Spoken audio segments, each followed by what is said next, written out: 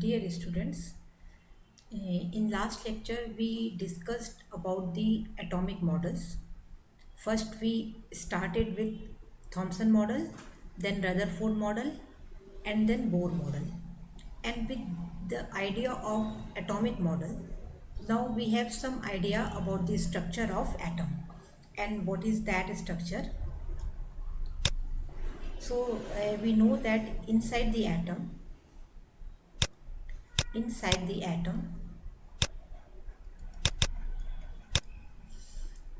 we have nucleus of the size of about 10 to the power minus 15 meter, which is Fermi. And then there are electrons revolving around the nucleus, revolving around the nucleus,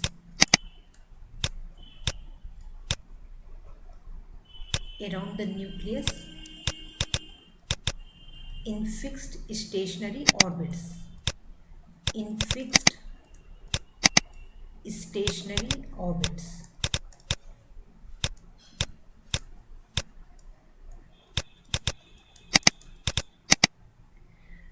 Now this nucleus is composed of protons and neutrons and combinedly protons and nucleons can be said as nucleons. These are combinedly known as nucleons, means the particles which are inside the nucleus, they are termed as nucleons, and these are protons and neutrons. So we have Z number of the protons, Z number of protons,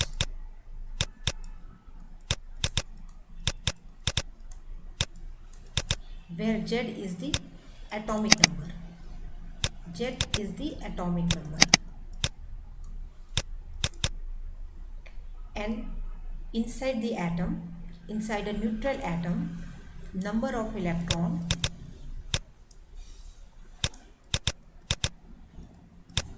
is equal to number of proton. Number of electrons is equal to number of protons. And the charge on electron is minus E. E means 1.6 into 10 to the power minus 19 coulomb, and charge on proton is plus E, that is positive 1.6 into 10 to the power minus 19 coulomb. And because in the atom number of electrons is equal to number of protons, therefore atom is neutral by the charge. And if we see the charge on protons, then we know that on the protons we have positive charge, and on the neutrons it is zero charge, that is it is neutral. Neutron is neutral and proton has positive charge, which is equal to the charge on the electron with a positive value, whereas the charge on electron has a negative value. So when we define the atomic number, then it is the number of protons, and in neutral atom the number of protons is equal to number of electrons. Therefore we can say that atomic number is also equal to number of electrons. But by the definition, atomic number means it is the number of protons. Then we define mass number.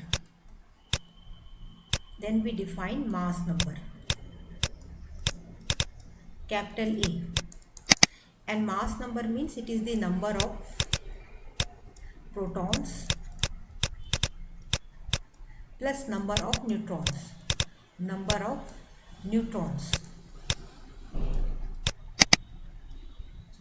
So mass number means number of protons and number of neutrons.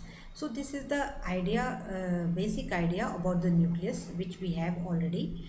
Now in this lecture we will discuss some more features of the nucleus, and those are the basic properties. So in this lecture we will cover basic properties properties of nuclei.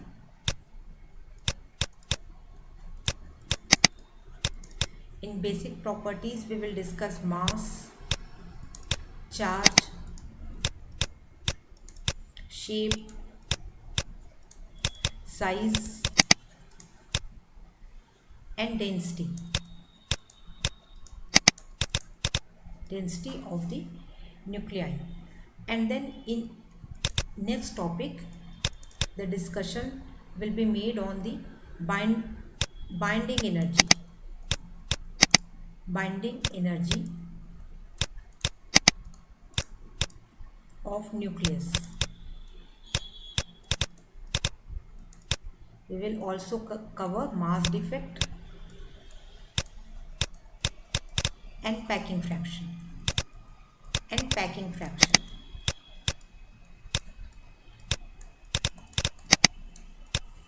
And then we will derive semi-empirical mass formula.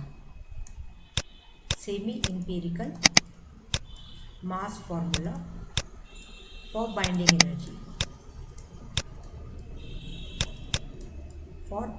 energy. So this is the these are the topics which we are going to discuss. So let us first come to the mass of the nucleus. So as we know that the nucleus is composed of proton and neutron, and electrons are orbiting outside the nucleus. Therefore, most of the mass of the atom is concentrated in the nucleus, and it has Z times the mass of proton plus A minus Z, means number of neutrons, times the mass of neutron, and mass of proton is almost equal to mass of the neutron. Therefore, most of the mass of the atom is contained inside the nucleus, because the electron has a very little mass. It is a very light particle. Therefore, most of the mass of the atom is concentrated inside the nucleus. So mass of the nucleus is defined in terms of atomic mass unit.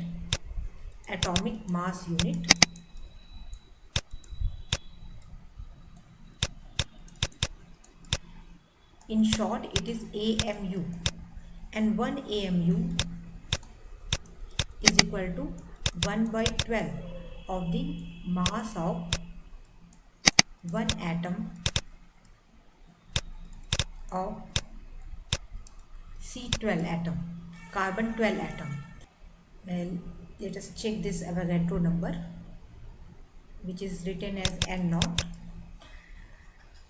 And so if we put the value of this, then it will be value will be equal to 1.6604 into 10 to the power minus 27 kg. 1 AMU is equivalent to 1.6604 into 10 to the power minus 27 kg.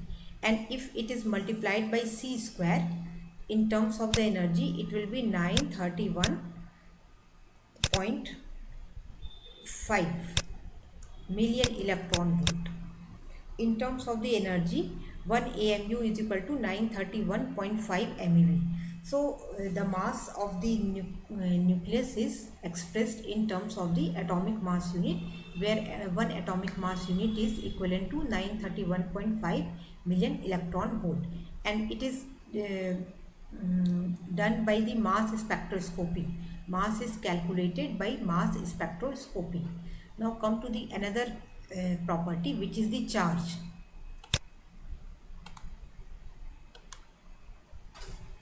Charge of the nucleus. So we have already discussed that nucleus has proton, Z number of the proton, and N number of the neutrons. Since neutrons are electrically neutral, therefore the whole charge on the nucleus is plus Z times E. So charge on the nucleus is plus Z times E. and E means it is the 1.6 into 10 to the power minus 19 coulomb. And then the shape of the nucleus. So generally the shape is spherical. It is the spherical shape, but sometimes it is also prolet, spheroidal, that is prolet and oblate. Prolet and oblate. Spherical means it is the complete sphere, and prolet means it is like this, elongated along the y direction, and oblate means it is elongated along the x directions. So these are different shapes of the nucleus. And then size. So experimentally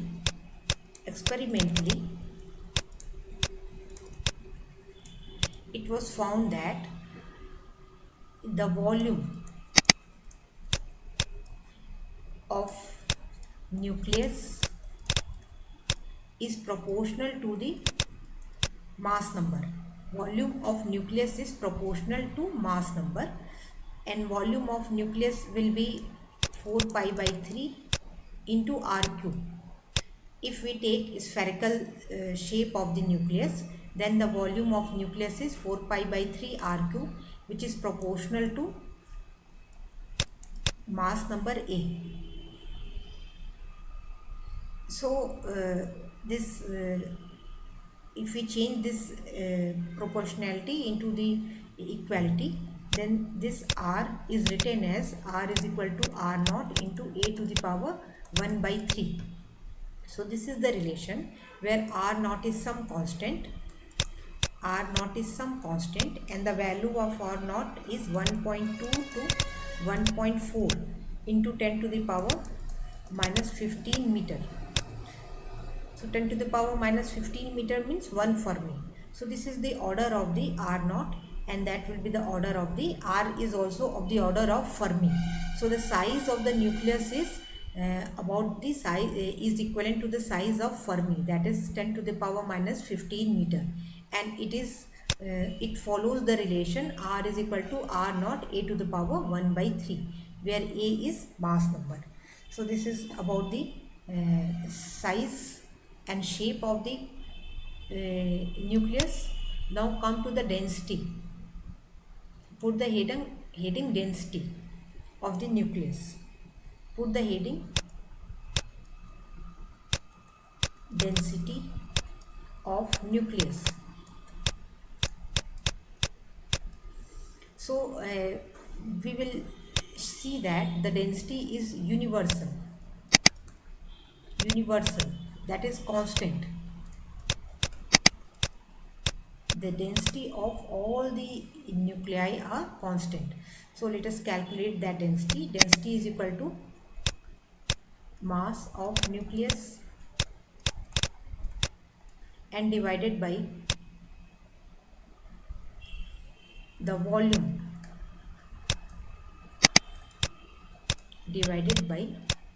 of nucleus. So mass is equal to mass number A into the mass of nucleon. So we can assume that mass of proton is similar to mass of neutron, and then we will write here mass of proton, taking mass of neutron similar to mass of proton. So the mass of nucleus is A time, means mass number into the mass of proton, and then divided by the volume. Volume is 4 pi by 3 r cube. So this will be A mass of proton, and then divided by 4 pi by 3 r naught cube into A. R naught cube into A. Substituting the value of r as r is equal to r naught into a to the power 1 by 3. So it will be this these terms, and then a and a cancel, and then we are left with all the constant terms. So all these terms are constant. MP means mass of proton, then 4 pi by 3 is a constant term, r naught is a constant term, and this constant value is substituting the value of MP, which is 1 point, so let us substitute that value, 1.67 into 10 to the power minus 27 kg, and then divided by 4 pi by 3, and then value of R naught, which is 1.2 into 10 to the power minus 15 meter, 15 meter. So this will be equal to 10 to the power 17 kg per meter cube. This is R naught cube, so it will be whole cube. So 10 to the power 17 kg per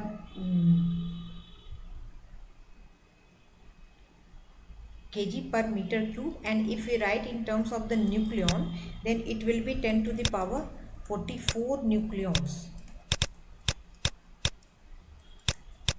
per meter cube. 10 to the power 44 nucleons per meter cube. So in this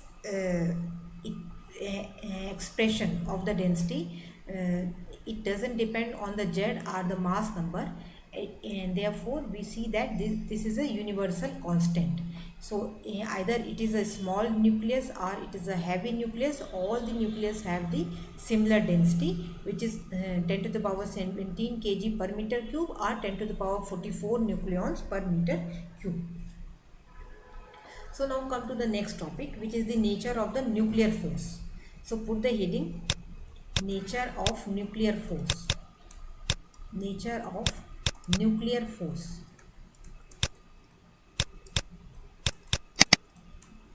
Nuclear force. So what are the different type of forces which are acting inside the nucleus? So the first is the gravitational force. First is the gravitational force.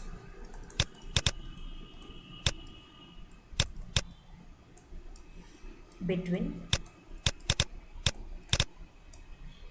proton, neutron, and also neutron, because all these particles, that is protons and neutrons, have mass, therefore there will be a gravitational force.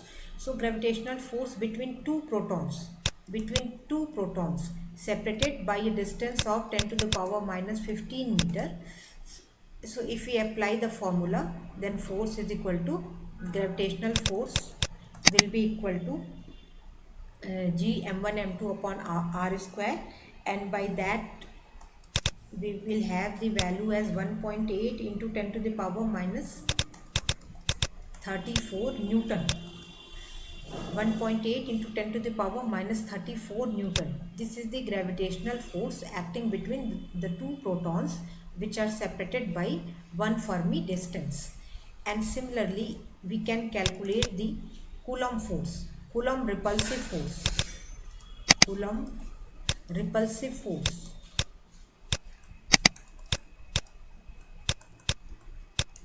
between proton and proton.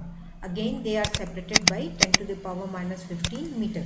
So if we put the value of charge and use the formula F is equal to 1 upon 4 pi epsilon naught Q1 Q2 upon R square, then we will have the value as 2.3 into, this will be 2.3 into 10 to the power 2 Newton. 2.3 into 10 to the power 2 Newton. So what we see here, that the Coulomb repulsive force is 10 to the power 36 times more than the gravitational force. And if gravitational force is only attractive force, if we assume that gravitational force is only attractive force inside the nucleus, then the nucleus cannot be a stable one due to the Coulomb repulsive force, because Coulomb repulsive force is very large in comparison to the gravitational force, which is of the attractive nature, whereas Coulomb force is of repulsive nature. This implies that there should be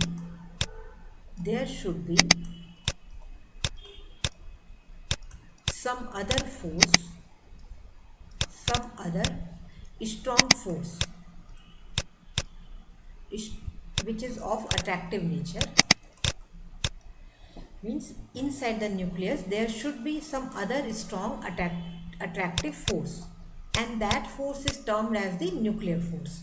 So now what are the properties of the nuclear force? So let us see the properties of nuclear force.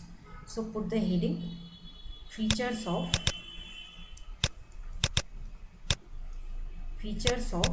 nuclear force. Features of nuclear force. The first thing is that it is strong attractive force. Attractive force. In electrostatic force, we see that there may be two varieties. That is the attractive force if there are different charges, and repulsive force for the same charge. But the nuclear force is only of the attractive nature and it is a strong force. Then it is short range force. Short range force. Short range means it is of the order of 10 to the power minus 15 meter. If the nucleons are inside the nucleus, means if they are at a distance less than 10 to the power minus 15 meter, then this nuclear force will act between the nucleons, and if the distance between the nucleons is large, more than 10 to the power minus 15 meter, then there will not be nuclear force between them. So the nuclear force is of short range. Then third is they are charge independent. They are charge independent. Independent means the nature of the nuclear force between proton is similar to the nature of nuclear force between proton neutron, which is similar to the nature between neutron and neutron. So it doesn't depend on the charge, and therefore the nuclear force acting between proton is same as between proton neutron, and it will be again same as neutron and neutron, and therefore it is known as charge independent. Then it is saturated. It is saturated. It is saturated means the nucleons interact only with their neighbor nucleons. So let us write it. Nucleons interact only with neighboring nucleons. Therefore binding energy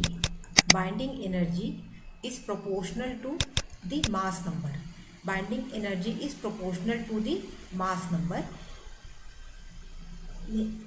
All the pairs of the nucleons inside the nucleus have no any role in the binding energy. Means all the nucleons do not interact with all the nucleons, but nucleons interact only with the neighboring nucleons, and therefore if we increase the number of nucleons in the nucleus, then there will be no additional uh, nuclear force with the added nucleons, but it will get saturated. So this is the meaning of the saturation, and therefore binding energy is proportional to only A. And if all the nucleons would have interacted with all nucleons other nucleons, in that case binding energy will be proportional to A into A minus 1, or it will be proportional to A square. But this is not the correct picture. Actually binding energy is proportional to A only, and therefore binding energy per nucleon is almost constant. This is almost constant.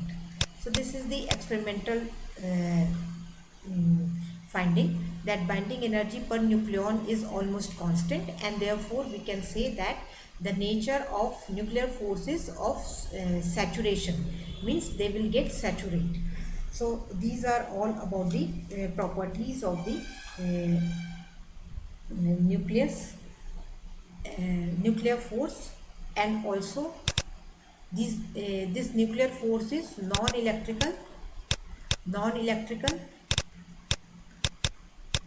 and non-gravitational. Non-gravitational.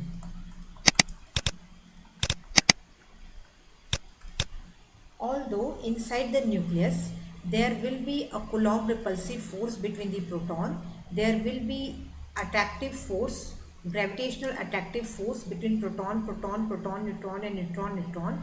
But together with these Coulomb force and gravitational force, there will be a strong nuclear force which is responsible for the stability of the nucleus, stability of the protons and neutrons inside the nucleus. So this is about the nuclear force. Now come to the next topic, which is mass defect. So put the heading mass defect. Mass defect. Now we know that any atom is composed of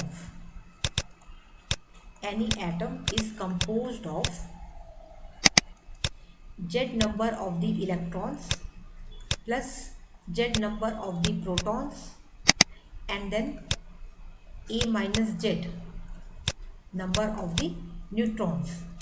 A minus Z number of the neutrons. So if we add the individual mass of the Z number of electrons, Z number of protons, and A minus Z number of the neutrons, then that mass is always more than the mass of the atom. Or conversely, we can say that the mass of atom or mass of the stable atom is always less than the mass of its constituent particles. So that difference is known as mass defect, delta M. Mass defect means it is the mass of the Z times mass of the electron plus Z times mass of the proton plus A minus Z times the mass of the neutron minus the mass of the atom. Mass of the atom. So mass of atom is always less than the mass of its constituent particles, and this is known, and that this difference is known as mass defect, and therefore binding energy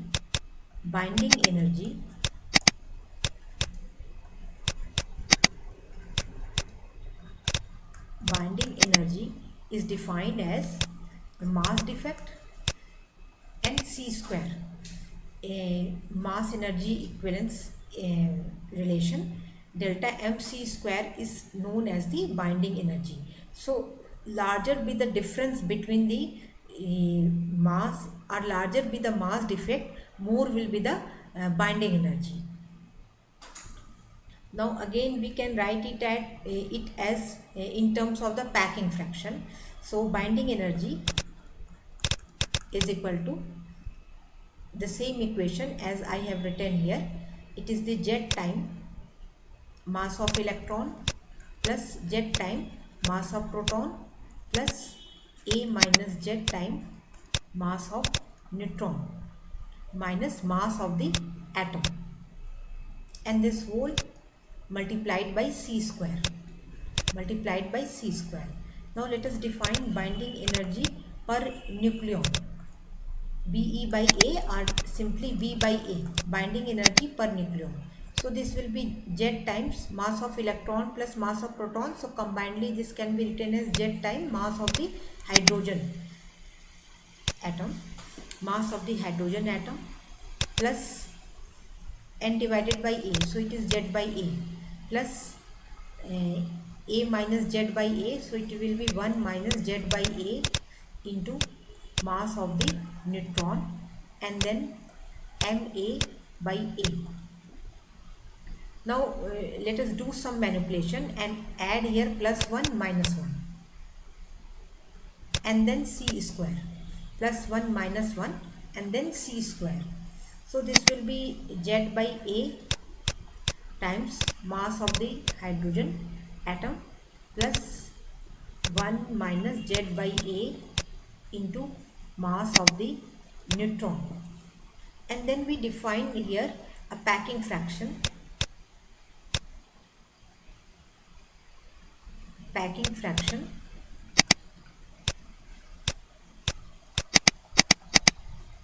P, and this is equal to packing fraction is defined as m minus a divided by a. Packing fraction is mass of the atom minus mass number divided by the mass number. So we will try to write this factor in terms of the packing fraction. So it is if we combine these two, 1 minus if we combine these two terms, then this can be written as plus a minus ma upon a and then minus 1 c square. So this term a minus ma upon a, this is minus p, because packing fraction is defined as mass minus mass number divided by mass number, and here it is the opposite of that. So now we will write it as Z by a times mass of hydrogen minus Z by A into mass of neutron, and then this plus 1 means this is Mn, only Mn, mass of neutron, and then minus 1 and minus P, packing fraction, and this whole divided by C square, this whole divided by C square. So again this will be square bracket, then Z by A mass of hydrogen minus mass of neutron and plus mass of neutron minus 1 minus P, packing fraction, into C square. So this is our expression which we wanted to derive. Binding energy per nucleon is equal to this much. So this depends on the packing fraction, and larger be the value of packing fraction, less will be the binding energy, or we can say that less will be the value of packing fraction, then more will be the binding energy. And for this packing fraction may be positive, negative and 0. This packing fraction, this may be 0, this may be positive value, or this may have the negative value. So if the packing fraction has negative value, so larger negative value means more binding energy. Larger negative means more binding energy per nucleon, so more stability. Larger negative value of P, packing fraction, more binding energy per nucleon, or more stability, more stability of the nucleus. So binding energy means it is the amount of energy which is needed to break the atom or to break the nucleus. So if binding energy is more, it means that atom is more stable and we need more energy to break this atom. So this is about the binding energy. Now let us plot a curve between binding energy and mass number. So now we will plot a curve which is known as binding energy curve. So this curve is known as binding energy curve.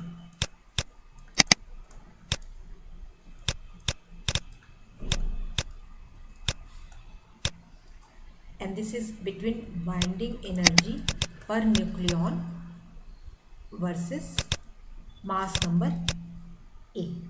So let us plot a curve. On the x-axis we have mass number,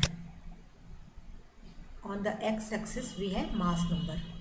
So 0, then 20, 40, 60, 80, then 100, 120, then 140, 160, 200, 160, and then 180. It will be 180 and so on. And then here we have the value binding energy per nucleon in terms of million electron volt. So it is 0, 2, then 4, 6, 8 and 10. So if we plot a curve, then we find that at 4n values, means when the mass number is multiple of 4, for the lower less than 20, that is 4, 8, 12, 16, then there are peaks which denotes the extra stability, and then it is almost constant. It will attain a peak and then it is almost constant, almost constant. So this peak is at A is equal to 56 with the binding energy per nucleon value is 8.8 MeV. 8.8 MeV. So what are the consequences of this curve? The first is that B by A value is positive,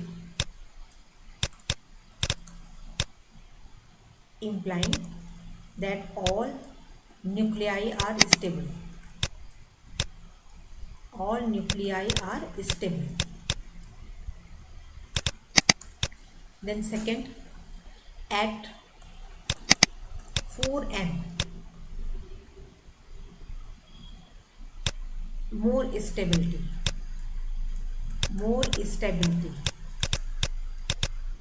is seen.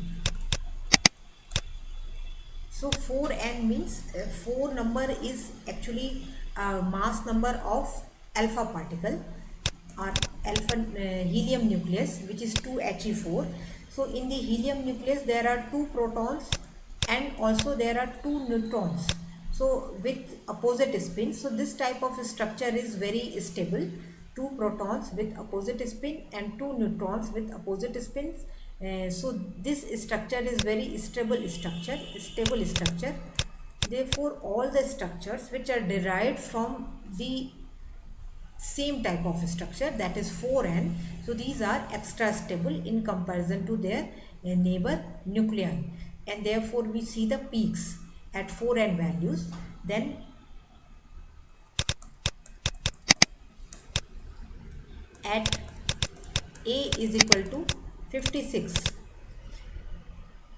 binding energy per nucleon has maximum value. This is the maximum value, and this maximum value is 8.8 MeV. 8.8 MeV. Then binding energy per nucleon is almost constant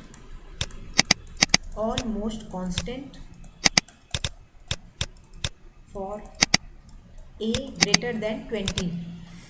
After 20 mass number, the binding energy per nucleon the value is almost constant, and this constant value is approximately it is 8 MeV, which is close to 8 million electron volt.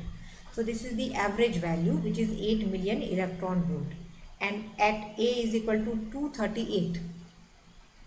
If we go down, then at A is equal to 238, the binding energy per nucleon, this value is 7.6 MeV. 7.6 MeV. So these are some pictures of some features of the binding energy curve, and this curve also explain the phenomena of fusion and fission. So in fission,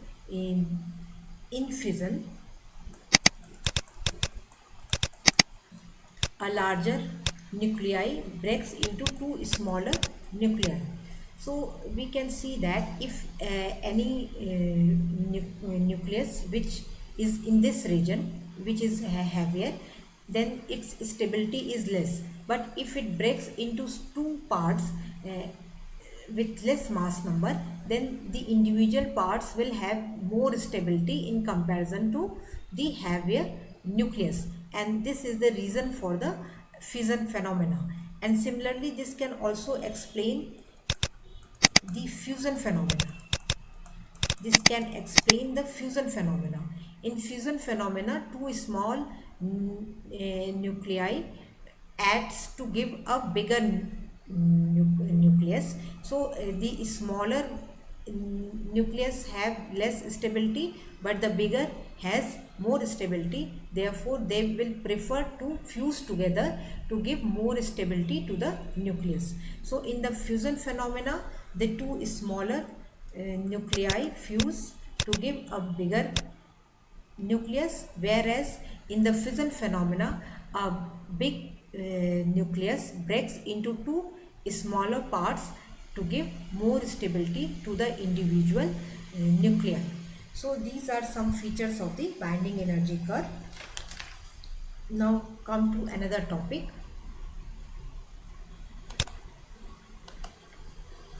which is semi-empirical mass formula. So put the heading semi-empirical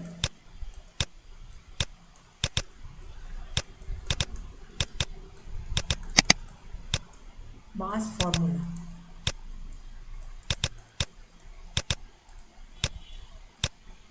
So this formula is has some experimental background and some theoretical background. Therefore, this is known as semi-empirical mass formula.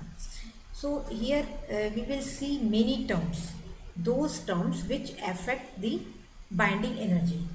If the terms are such that they give stability to the atom or stability to the nucleus, they will add or they will give a positive contribution to the binding energy.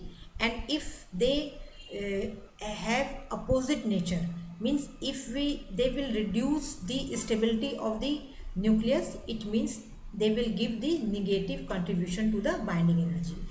So the terms which are responsible for the attractive force or attractive nature of the nuclear force, then those terms will give positive contribution to the binding energy. And if the terms has any repulsive effect on the nuclear force, then they will reduce the binding energy or they will reduce the stability of the nucleus, and therefore those terms will give the negative contribution to the binding energy. So let us see the terms one by one. The first is the volume binding energy or volume energy. The first is volume binding energy. So put the heading volume binding energy. Now experimentally it is known that the volume experimentally it is found that volume is proportional to the mass number, and volume means the nucleons will the binding energy is proportional to the A. This we also know that binding energy is proportional to A, volume is proportional to A. Therefore the volume term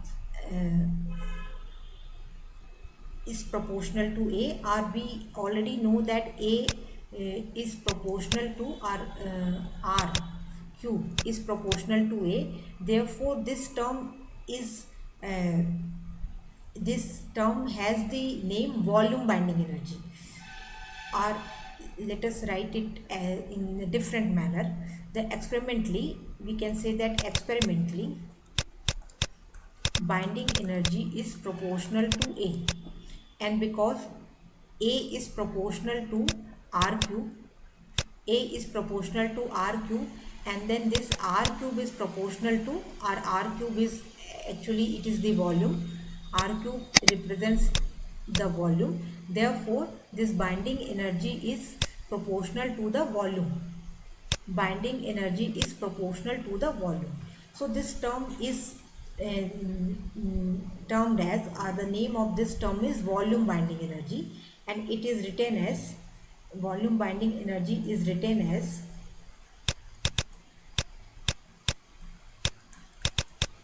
it is written as AV into A, where AV is some constant. So volume binding energy term is AV into some, AV is some constant into the mass number A. And because mass number A is proportional to the volume, therefore this term is known as volume binding energy. Then the another term, which is the surface binding energy, which is surface binding energy. Surface binding energy.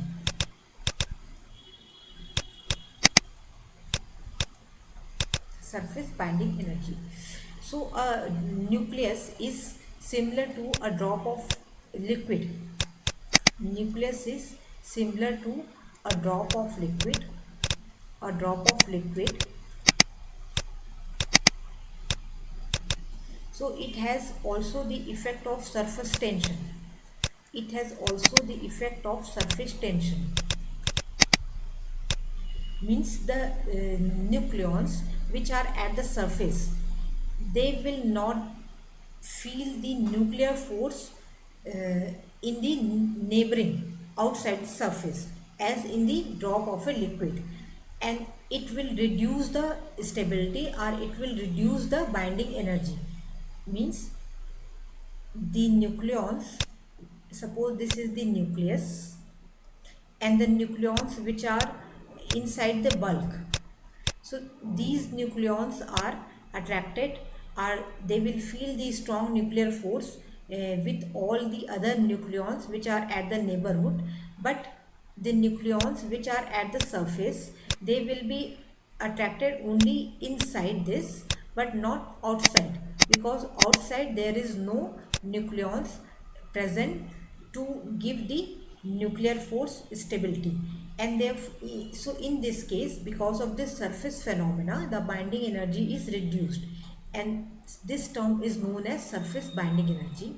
And because this is reducing the binding energy, therefore this term is has negative contribution. So minus As into the surface. Surface means it is the r square. R square will be proportional to a to the power 2 by 3. So it is a to the power 2 by 3. So this term is written as minus as a to the power 2 by 3. So here as is some constant denoting the surface binding energy constant, and then negative term, negative contribution, because it is reducing the binding energy, it is reducing the stability, therefore a negative term. And then the surface means it is r square. So from here r square means it will be a to the power 2 by 3. So this is the surface binding energy term. Then third is the Coulomb binding energy. Coulomb binding energy. Coulomb binding energy. So this we have already seen that beside the strong nuclear force, there is also a attractive gravitational force inside the nucleus between proton, proton, proton, neutron, and neutron, neutron. And also there will be a repulsive Coulomb force acting between proton and proton. So because of that Coulomb force, repulsive force, the stability is reduced since it is of the repulsive nature, and therefore it will give a negative contribution to the binding energy. And this is written as, the term is equivalent to EC, which is, we can write here EV. Volume binding energy means it is EV, and then surface binding energy means it is ES, and then Coulomb binding energy means EC. And this is a negative, it has a negative contribution, so minus 3 by 5, and then Z E square divided by 4 pi epsilon naught is into R naught a to the power 1 by 3. R for it is actually R, and R is equal to R naught a to the power 1 by 3. So in terms of some constant, it is minus AC, where AC is constant, into Z square divided by A to the power 1 by 3. So this is the Coulomb binding energy. And the next term is the asymmetry energy. Asymmetry energy or asymmetry binding energy. So it has been known that if n is equal to z, means if it is a symmetrical number, if n is equal to z, then the nucleus is most stable. And if there is deviation from n is equal to z, means if n is not equal to z, then that type of nuclei are not much stable. So the deviation from n is equal to z is termed as asymmetry energy, and this asymmetry energy is written as E asymmetry, and this will give a negative contribution, because if n is not equal to z, then there will be less stability or less binding energy for the nucleus. So it is a negative term, or it has a negative contribution, and it is written as minus it is minus AA. The constant is minus A. A is a constant, and then A for asymmetry, and then it is n minus z whole square divided by A, or n minus z can also be written as A minus 2z, A minus 2z whole square divided by A. So this is the asymmetry energy, which is also a negative term. Now go to next page, and then we will discuss some more terms. And then next is the fifth one. This is the pairing energy. This is the pairing energy term, or pairing binding energy term. So it is seen that with even nuclei are most stable, and odd nuclei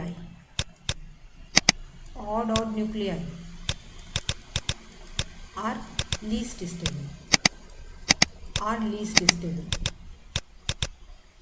even means the number of proton and number of neutron, if the both are even.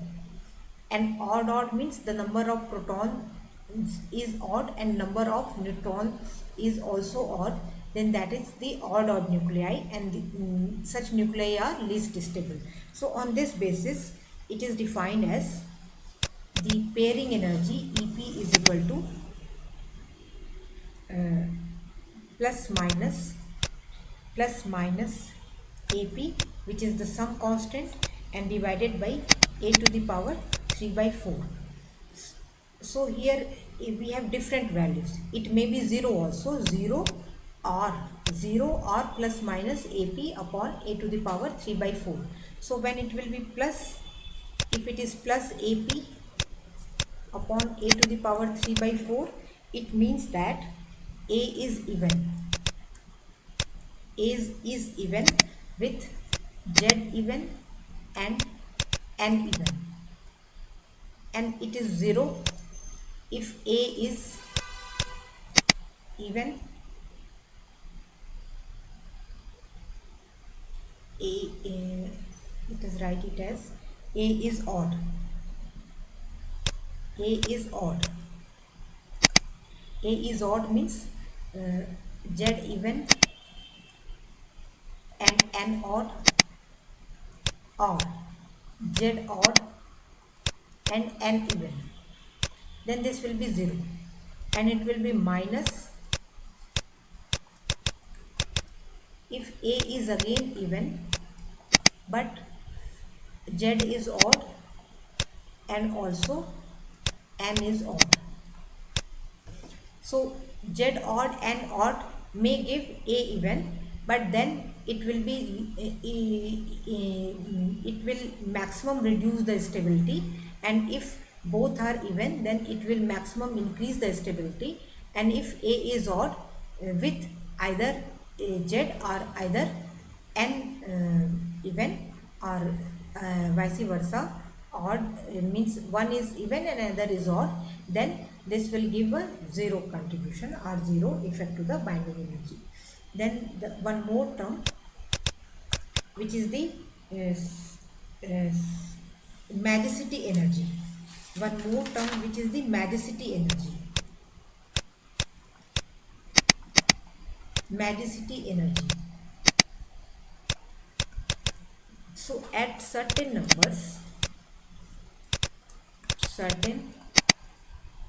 numbers of A, there is extra stability,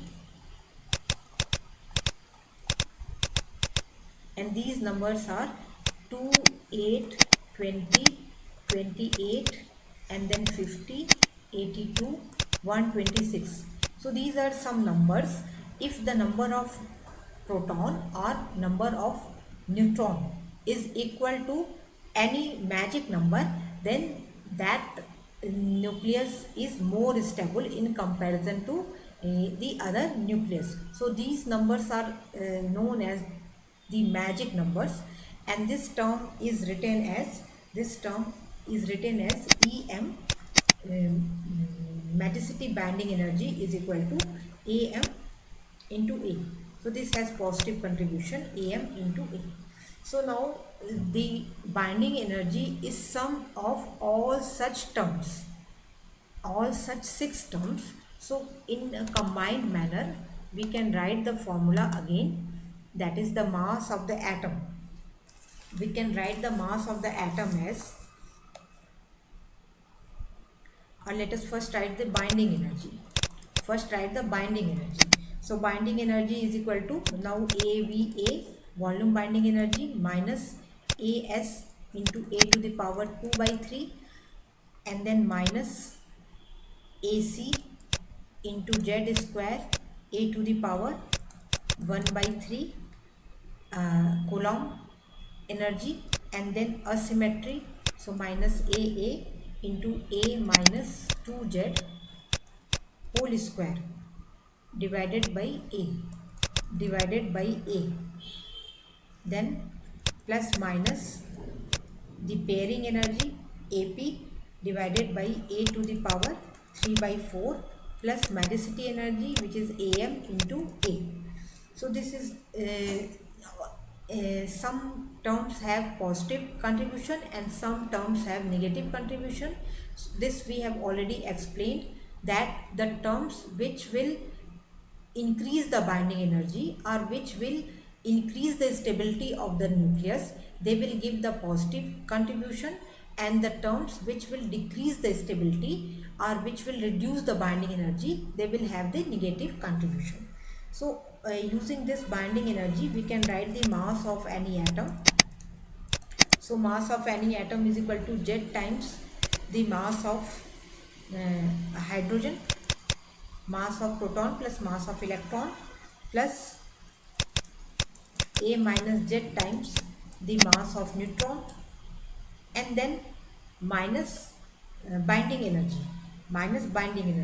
So all the terms of binding energy, because here it is a minus binding energy, therefore the sign will change. So minus AV into A plus AS into A to the power 2 by 3 plus AC into Z square upon A to the power 1 by 3, and then plus AA into A minus 2Z whole square divided by A, and now the sign will change, so it will become minus plus the pairing energy AP upon A to the power 3 by 4, and then minus AM into A. So this is the expression for the mass of the atom in terms of binding energy or in terms of various factors of binding energy.